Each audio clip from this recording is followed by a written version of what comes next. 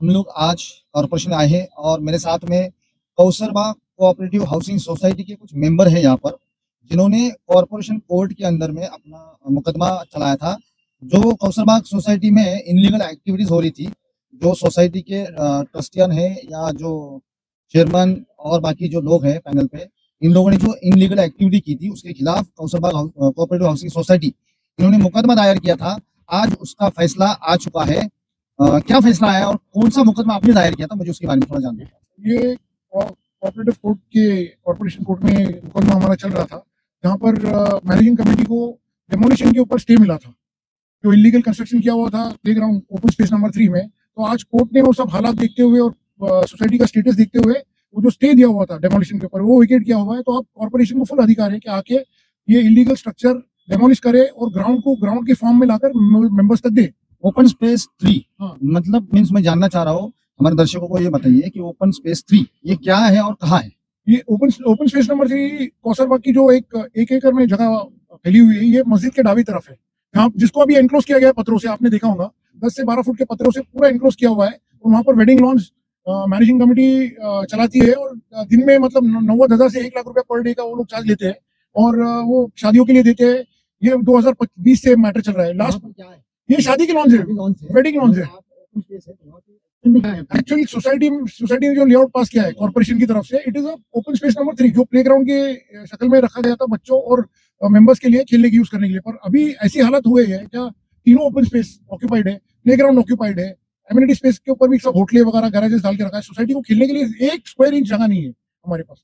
तो ये मसले आ रहे हैं जिससे काफी प्रॉब्लम्स हो रहे हैं, पार्किंग के इश्यूज हो रहे हैं, सिक्योरिटी के इशू हो रहे हैं, कचरे के इशू हो रहे हैं और एंटी सोशल एलिमेंट्स का एनक्रोचमेंट देर रात तक ये होटलें चलती है, जिससे यहाँ के हमारे मेंबर्स हैं इनको बहुत तकलीफ हो रही है। और इस रमजान के अंदर तो 2 राइट्स हो गए, लिटरली एक हाफ मर्डर हो गया और एक तो राइट हो गया थे। बाहर के लोग आते हैं, गलत लोग आते हैं। मतलब आपका कहना है कि सोसाइटी अब सेफ नहीं है, जो ये कमर्शियल एक्टिविटीज यहाँ पे बढ़ने की वजह से आज आपकी सोसाइटी सेफ नहीं है, क्या ये सही है? हाँ, सोसाइटी में काफी इश्यूज हो रहे हैं, एंटी सोशल एलिमेंट, यहाँ की ड्रग्स की तस्करी हो रही है, चोरियां हो रही है, बहुत सारे इश्यूज आ रहे हैं इसके अंदर लेडीज की सिक्योरिटी को लेके। और देर रात में तो सब एंटी सोशल लोग आते हैं जो मतलब रेसिडेंट्स के लिए बहुत तकलीफ है। और ये क्या सोसाइटी में कहीं पर भी कमर्शियल में नहीं है या Kausarbagh cooperative housing society itself shows करके ये जो सोसाइटी बनी हुई है, इसका जो प्राइम ये है बेसिक जो स्टेटस है वो रेसिडेंशियल पर्पस के लिए।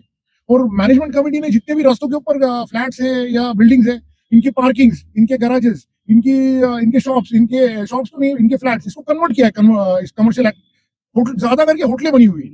इलीगल है, सब इलीगल होटल सेटअप हो गए और जिससे काफी तकलीफ होती है। ये सारे मसलों के ऊपर में आपने क्या ये मैनेजिंग कमेटी के साथ में बैठ के चर्चा करने की कभी पहल की है, या ये मैनेजिंग कमेटी, अभी मैंने सुना है कि 28 सितंबर को यहाँ पे आपके सोसाइटी के इलेक्शन होने जा रहे हैं, तो इसके ऊपर आपका क्या कहना है? ये कोर्ट आने से पहले हम लोगों ने काफी हमारी मैनेजिंग कमेटी के साथ हमारी जो सोसाइटी के मेंबर्स हैं ना, काफी मीटिंग्स हुई, जिसके अंदर कोई पॉजिटिव रिजल्ट ही नहीं आ रहा था। मतलब वो कंप्लाई करने को तैयार ही नहीं थे कि ये इलीगल एक्टिविटी है। और अपने फायदों के लिए सब जगह पे जो दी गई ना, इसके अंदर मैनेजिंग कमेटी का बहुत बड़ा शेयर है। तो इसका हिसाब नहीं दिया गया। ये जो शादी का मैंने जैसा आपको बताया कि एक दिन का 90,000 से लेके 1 लाख रुपया लेते दिन का, ये 2020 से लेके आज तक का इन्होंने 5 साल का हिसाब ही नहीं दिया है कि कितने शादियां हुई, कितने पैसे आए, कितने नहीं आए। ये सब इलीगल एक्टिविटीज होने से कॉर्पोरेशन ने इनको नोटिस दी थी कि ये इलीगल काम बंद कर दीजिए, जितने स्ट्रक्चर्स इनको वेकेट करो, उसको निकाल दो।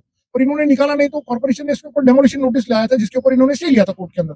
और इसके अगेंस्ट कॉर्पोरेशन ने इनको टैक्स भी किया हुआ। हमने 300% पेनल्टी टैक्स भरी हुई है, अमाउंटिंग टू 60 लाख रुपीज, करीब 60 लाख रुपए हमने पेनल्टी टैक्स भरा है, जो सोसाइटी के फंड मेंटेनेंस फंड में से गया है।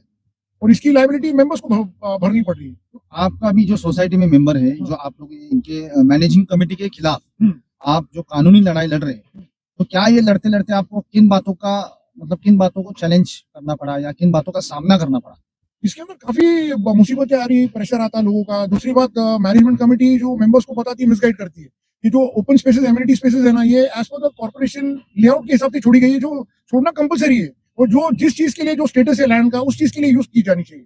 प्लेग्राउंड पे आप दुकानें नहीं डाल सकते। और मैनेजमेंट कमेटी का हमेशा का यही एक रीजन रहा है कि मस्जिद और मदरसे, इसको इन्होंने बीच में लाकर हर चीज को छुपाने की बात की है। अगर आप देखेंगे हर जुम्मा को कलेक्शन हमारा कम से कम 50 से लेके 75,000 रुपए तक का होता है। तो चार जुम्मा को कम से कम हमारे 2 लाख रुपया कलेक्शन आता है।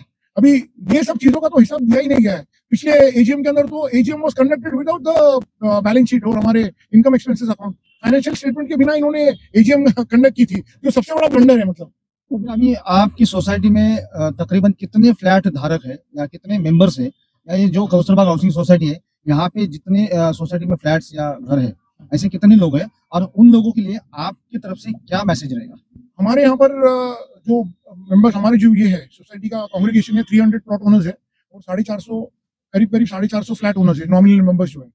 सबके राइट्स इक्वल है एक्सेप्ट वोटिंग राइट्स, क्योंकि स्टेटस ऑफ द सोसाइटी के हिसाब से प्लॉट ओनर्स को ही दिया गया है वोटिंग राइट। और हमारे यहाँ करीब 1200 फ्लैट्स है सोसाइटी में और बंगले हैं।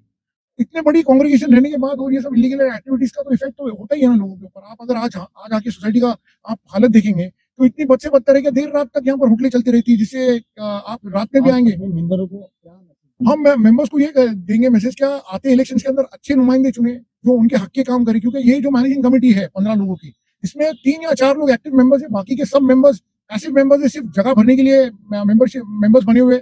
इनको अगर आप पूछेंगे जाके सोसाइटी का फॉर्म क्या है या प्रॉपर्टी कितनी है या सोसाइटी के अंदर मैटर्स कितने हैं, कुछ नहीं बता सकेंगे आपको। और हमारे सोसाइटी का ये कमेटी आने से काफी नुकसान हो रहा है, क्योंकि सोसाइटी का पैसा भी जा रहा है केसों के अंदर, हमारा भी जा रहा है, हमारा वक्त जा रहा है, कीमती वक्त जो हम वापस ला नहीं सकते।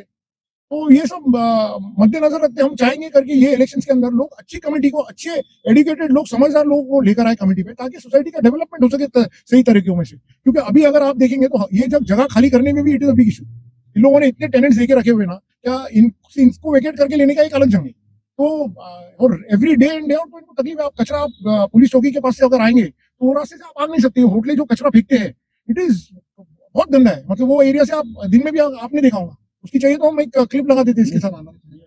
हाँ, और हमारी सोसाइटी काम कर रही है, हम ये नहीं बता रहे करके काम नहीं कर रही, कचरा उठाने का काम करती है, पर ये होटलों का कचरा इतना हो जाता ना, जिससे बीमारी, काफी कुछ इश्यूज है।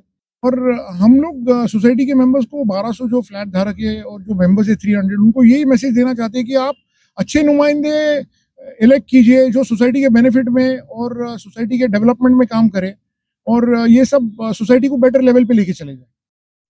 और एक बात, हमारी मेंबरों से अपील है सोसाइटी की कि सही और गलत की पहचान करे और हक के फैसले में काम करे, जो कर रहे हैं उनका साथ दे।